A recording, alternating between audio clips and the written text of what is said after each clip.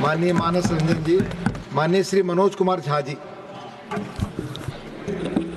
शुक्रिया उपसभापति महोदय, बहुत बहुत धन्यवाद आपका। इस अवसर पर मैं महामहिम के अभिभाषण पर अपनी बातें अपने दल की ओर से रखने के लिए खड़ा हुआ हूं। सर, महामहिम के अभिभाषण की परिपाटी से हम सब वाकिफ हैं। इसी सरकार ने नहीं, हर सरकार, उनकी कैबिनेट अभिभाषण तैयार करती है। महोदय, कई परंपराएं हमने बदली हैं। बरबस एक ख्याल आता है कि अगर ये परंपरा, इस पर हम सोचें कि महामहिम अगर विशुद्ध अपने अनुभव, अपनी पीड़ा और कोई ऐसा मैकेनिज्म हो, ये मैं आगे के लिए सवाल छोड़ता हूं, क्योंकि मैं आज सुबह सोच रहा था माननीय उपसभापति महोदय, अगर धृतराष्ट्र ने महाभारत को संजय की नजर से ना देखा होता तो क्या होता? संजय को कैबिनेट मान लिया जाए। मैं इस संदर्भ में ये बात रखना चाह रहा था। खैर, जाहिद ने मेरा हासिले ईमान नहीं देखा, रुख पे तेरी जुल्फों को परेशान नहीं देखा। तो जो परेशानियां हैं, जो दिक्कतें हैं, वो अगर रिफ्लेक्ट होती है सर, तो एक कलेक्टिव विल उस पर काम करेगा सर। दुनिया की कोई ऐसी समस्या नहीं है जिसको हम लोग साझा रूप से हल नहीं कर सकते हो। यह पक्ष विपक्ष का मामला नहीं है। उस संदर्भ में यह बात मैं कह रहा था सर। यह अवसर है, महाकुंभ में जो जाने गई हैं, मैं उनके लिए श्रद्धांजलि व्यक्त करता हूं अपने सभी साथियों की ओर से। सर, मैं आंकड़ों में जाऊंगा ही नहीं। मैं कोविड के दौर का भी गवाह हूं सर। कितनी लाशें अनअटेंडेड चली गई सर। अति साधारण लोग हैं ये। जिंदगी में डिग्निटी चाहिए सर, संविधान भी कहता है, लेकिन मौत में उससे बड़ी डिग्निटी चाहिए। अगर हम डिग्निफाइड डेथ नहीं इंश्योर कर पा रहे हैं सर, तो ये हमारे सामूहिक विफलता है सर। क्या आंकड़े की बात करूं? मैं जानता हूं, मुझे फोन आते हैं, आपको भी आते होंगे, कि फलनवा वो गया है, कोई खबर नहीं लग रही है, फोन नहीं लग रहा है। वो व्यग्रता, वो चिंता सर तब बढ़ जाती है ना, जब 17 घंटे तक कोई आधिकारिक पुष्टि नहीं होती है, तो अफवाह फैलती है सर। और अफवाह फर्दर स्टैम्पीड को जन्म देती है। 2-3 जगह हो जाते हैं। और मैं क्या कहूं सर, मैं सोच रहा था कल जब बातचीत शुरू हुई, खड़गे साहब बोल रहे थे, बाकी लोग, मैं सोचा कि इतनी देर में नेहरू जी नहीं आए, तो नेहरू जी भी आ गए। 54 के कुंभ का जिक्र हुआ संभवतः कि इतने लोग मारे गए थे सर। ये लाशों के आंकड़े पे तेरा वाला मेरा वाला, ये लोग कितने चोटिल होते होंगे समझिए सर। मैं आपके माध्यम से ये कहना चाहता हूं। और एक और चीज सर, इसके लिए भी मैंने, माननीय नड्डा साहब थे उस दिन ऑल पार्टी मीटिंग में, प्रहलाद जी भी थे, मैंने एक बात कही थी सर, इस देश में धर्मांधता और धार्मिकता का फर्क मिटता जा रहा है। धार्मिक देश है हम, हजारों साल से धर्मांधता नई चीज है। डेली देखो, हर घंटे कोई बाबा आ रहे हैं, उनसे भिड़ने के लिए किसी मौलाना को भिड़ा दिया, वो ग्रह नक्षत्र देख के बता रहे हैं कभी नहीं नहाया तो कोई पाप नहीं धुलेगा। सर, ये परिपाटी संविधान के दृष्टिकोण से भी बंद होनी चाहिए। और ये जो प्रोडक्शन फैक्ट्री रिलीजियस बाबाओं की आ गई है सर, इसके उत्पादन पर भी रोक लगनी चाहिए। सर, दिक्कत क्या है? प्लीज बैठकर सर, बैठकर बात नहीं,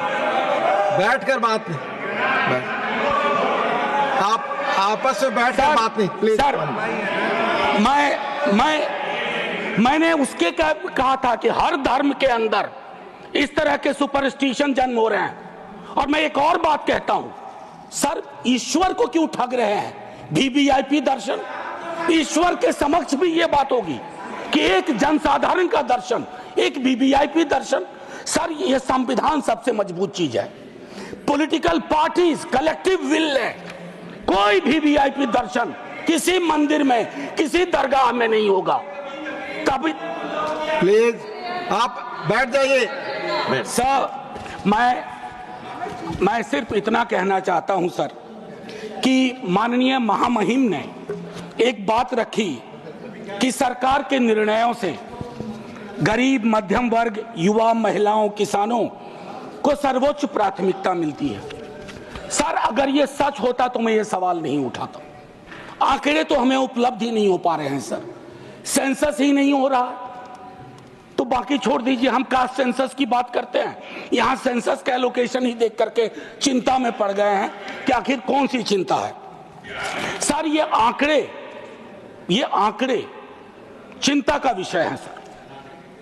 किसान प्राथमिकता में है और किसान से संवाद नहीं है सर। असल में एक बात एक कवि ने कही थी सर, आप मुझसे बेहतर जानते हैं, कि लोहे का स्वाद लोहार से ना पूछो, उस घोड़े से पूछो जिसके मुंह में लगाम लगी हुई है। ये हम पूछना भूल गए हैं sir.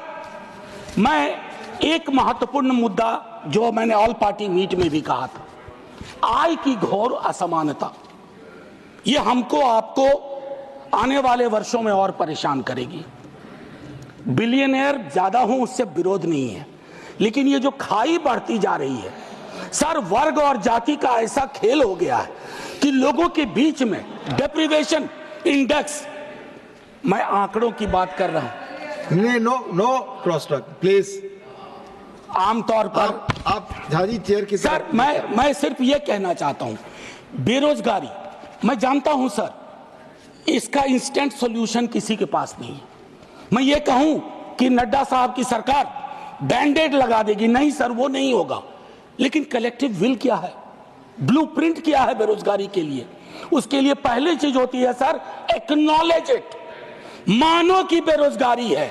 Don't cook data cooking करेंगे, इतने को ऐसे रोजगार मिल गया, इतने वहां कुछ तल रहा है, इससे फर्क नहीं पड़ता सर। हर 3 युवा में 2 बेरोजगार है। और नतीजे में देखिए सर, एक हमारे यहां संस्था है बिहार में जो परीक्षाएं कंडक्ट करती हैं उच्च पदों की सर, उसका करिकुलम वाइटे कहता है कि बीते कुछ वर्षों में कोई भी परीक्षा बिना रिगिंग के नहीं हुई है। और अगर आप वहां जाकर के न्याय मांगो तो आप पे लाठी चार्ज होता है। तो युवाओं का कौन सा देश हम दे रहे हैं सर? एक ऐसा देश जिसमें वो अपनी मांगों के लिए सड़कों पे ना आए, और लेजिटिमेट मांग सर, कोई गलत मांग नहीं सर। मेरे रेलवे मिनिस्टर साहब के रेफरेंस से बहुत सारी ट्रेनों का जिक्र किया, वंदे भारत, अमृत भारत, नमो भारत, मुझे कोई गुरेज नहीं। नीरज भाई ने कल अच्छी एक बात कही थी, हम और नीरज भाई वैशाली एक्सप्रेस में एक बार मिले थे, ये बस्ती से चढ़े थे संभवतः, मैं सहरसा से था सर। मैं चाहूंगा कि वो जो पुरानी एक्सप्रेस और पैसेंजर ट्रेन हैं जो इस देश के 88-90% कैरेज को ले जाती है, लोगों को ले जाती है, उनकी क्या हालत, उनकी हालत अगर देख लें। और मैं तो कहूंगा माननीय रेल मंत्री जी से आपके माध्यम से औचक निरीक्षण करें, लेकिन भेष बदल के, मुरेठा उरेठा बांध लें, दाढ़ी बढ़ा लें, ताकि लगे नहीं कि ये वही व्यक्ति हैं। और फिर देखें कि अद्यतन स्थिति क्या है सर। पेज नंबर 25 में माननीय महामहिम कहती हैं वामपंथी उग्रवाद से प्रभावित जिले कम हो रहे हैं। बड़ी खुशी की बात है, लेकिन एक दक्षिणपंथी उग्रवाद भी है, एक दक्षिणपंथी अतिवाद भी है, और जिसके अंदर संभावना होती है कि वो छद्म राष्ट्रवाद का रूप ले लेता है। उसके बारे में हम क्या सोच रहे हैं, ये भी सर तय करना होगा, अन्यथा संविधान के मूल्य, ये सारी चीजें खारिज हो जाएंगी सर। पेज नंबर 27 पे पैरा 31 महामहिम कहती हैं 144 करोड़ आबादी के क्षेत्र हैं, भिन्न भिन्न राज्य हैं, भिन्न भिन्न आबादी में भिन्न भिन्न क्षेत्र हैं, भिन्न भिन्न भाषाएं हैं। मेरी समझ में नहीं आया कि हमने रिलीजन को, धर्म को ओमिट क्यों किया इसमें।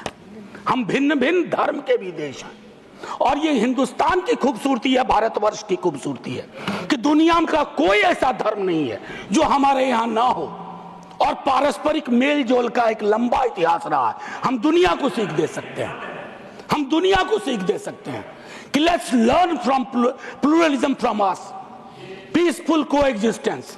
हालांकि हाल के दिनों में हमने वो लर्निंग का जो मॉड्यूल है उसको खराब कर दिया है।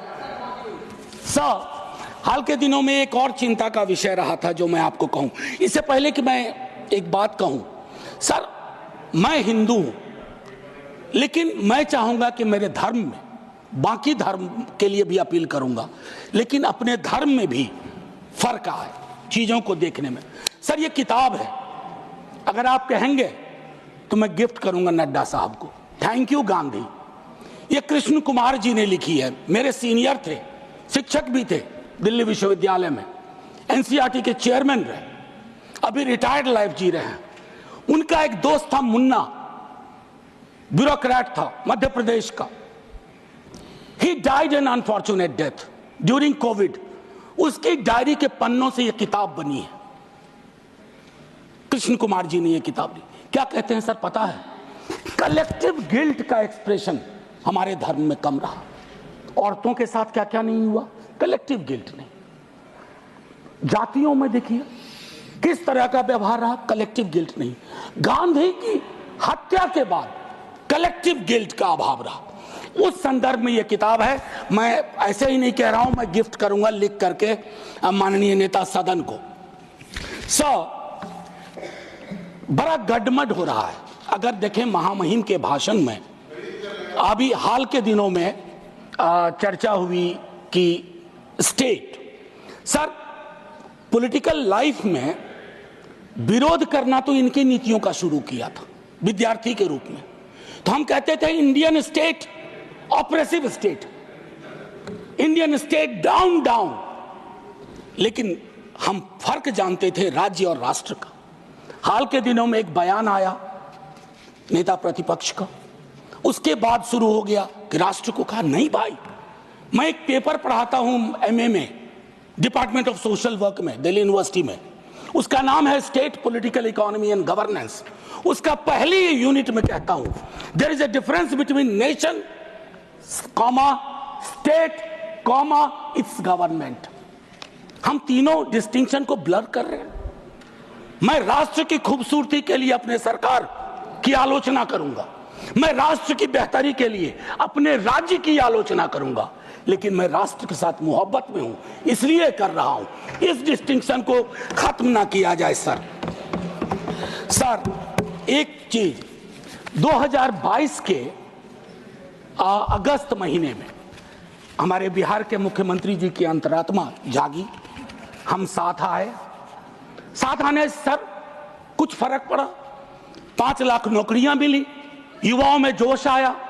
दूसरी चीज ज्यादा महत्वपूर्ण है सर, दूसरी चीज ज्यादा महत्वपूर्ण है। चलिए उस पर ऐतराज है, बाद में बात करेंगे। दूसरी चीज ज्यादा महत्वपूर्ण है, 3.5 लाख प्रक्रियाधीन के बाद जातिगत सर्वेक्षण हुआ सर। प्रधानमंत्री जी तक वो डेटा है, हमारे नेता सदन के पास भी वो डेटा होगा, वित्त मंत्री साहिबा के पास वो डेटा है, लेकिन उस डेटा के आधार पर बजट क्यों नहीं बनता है? वो 9वीं अनुसूची में क्यों नहीं शामिल किया जाता? सिर्फ इसलिए कि क्रेडिट नेता प्रतिपक्ष तेजस्वी को मिल जाएगा। आरक्षण का प्रावधान बढ़ाने की बात तो सिर्फ इसलिए कि क्रेडिट आप ले लो, उनको क्रेडिट नहीं चाहिए, क्रेडिट का कॉपीराइट फ्री आप ले लो। लेकिन फिर उनकी अंतरात्मा अचानक सो गई सर। अब जब सो गई तो अब जाग नहीं रही है। एनीवे सर वो अलग मसला है सर। आप निजी टिप्पणी नहीं कर सकते सर, मैंने किसी का नाम भी नहीं लिया। आपने पहले नाम लिया, प्लीज। हाँ जी, मैंने नाम लिया था, नाम हटा दीजिए, कहिए मेरे मुख्यमंत्री। नहीं, ठीक है सर। सर इससे क्या होगा ना कि हकीकत भी समावेशी होगा। सर एक चीज जो मैं कहना चाह रहा था कि हाल के दिनों में अभी भी जब हम जिक्र कर रहे थे तो उसमें ये चीज कही कि जो मैंने कहा कि धर्म का जिक्र नहीं है, तो सर वक्त पे बहुत चर्चा हो रही है। इतनी कोशिश रहे, don't throw the baby with the bath water. बच्चे के गुसल के पानी के साथ बच्चा ना फेंक दीजिए। बस मैं इतना कहूंगा। 14-25 का उल्लंघन ना हो, आर्टिकल 14 और 25 का, इतना कहूंगा। और एक चीज सर और कह करके अपनी बात खत्म ही करूंगा। सर मैं दिल्ली विश्वविद्यालय में पढ़ाता हूं, अभी यूजीसी का ड्राफ्ट रेगुलेशन आया, यह भी मैंने ऑल पार्टी मीट में कही थी, हमारे दोनों माननीय मंत्री जी वहां थे, हाँ हमारे साथी लोग सब थे, इन्होंने भी रेज किया। सर ड्राफ्ट रेगुलेशन मैं चाहूंगा आप पढ़िए। सर ये विश्वविद्यालयों की मौत की इबारत है। It's going to be an obituary for the university system at it exist today. It's anti teacher, anti university and anti federalism, anti student. क्यों ये कह रहा हूं मैंने एक अंग्रेजी दैनिक में लेख लिखा इसके बारे में। सर विश्वविद्यालय का हूं, पीड़ा होती है। क्या बनाना चाह रहे हैं विश्वविद्यालय का? विश्वविद्यालय में विश्व शब्द महत्वपूर्ण है, वैश्विक, वर्ल्ड व्यू उसका क्या है, नैरो है या व्यापक है? अगर नैरो है तो फिर क्या जरूरत है? या कहीं ये प्लान तो नहीं है कि पूरी की पूरी शिक्षा की व्यवस्था हम निजी हाथों में सौंप दें, ताकि आपके तो स्कूल के नाम भी मैंने कई बार आपत्ति दर्ज की है, Eklavya model school. Sir Eklavya के नाम पर, एकलव्य को प्रताड़ित चरित्र मानता हूं, प्रताड़ित था वो, सिस्टम का पार्ट नहीं था। इसलिए सर मैं चाहता हूं कि पूरी व्यवस्था उस अनुसार से हमें देखनी चाहिए। सर एक चीज कहूंगा इसमें, अगर मैं दो तीन छोटी छोटी चीजें सर, आंगनवाड़ी, सहायिका, आशा, ये हमारे कैरियर्स हैं, हमारी सारी स्कीम को ढो रहे हैं। उनका मानदेय क्या है? उनका मानदेय चिंता का विषय है। सारी स्कीम को वो कैरी करते हैं।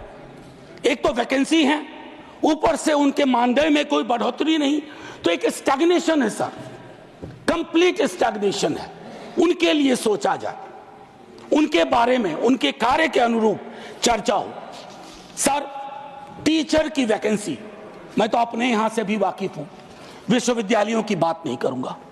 एक श्वेत पत्र आना चाहिए, एससी एसटी ओबीसी रिजर्वेशन की क्या अद्यतन स्थिति है विश्वविद्यालयों में, आईसीएसआर इंस्टीट्यूशंस में।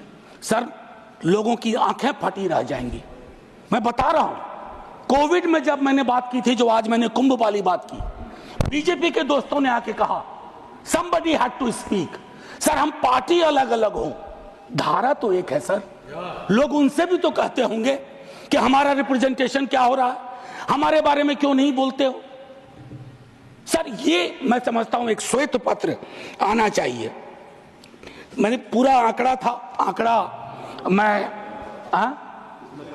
हाँ सर, अब नहीं ये उचित नहीं होगा, क्योंकि सेंट्रल हॉल में वो अद्भुत जगह थी। सर बस खत्म कर रहा हूं। सेंट्रल हॉल में एक अद्भुत जगह थी जहां लोग कटिंग अक्रॉस पॉलिटिकल पार्टी आते थे।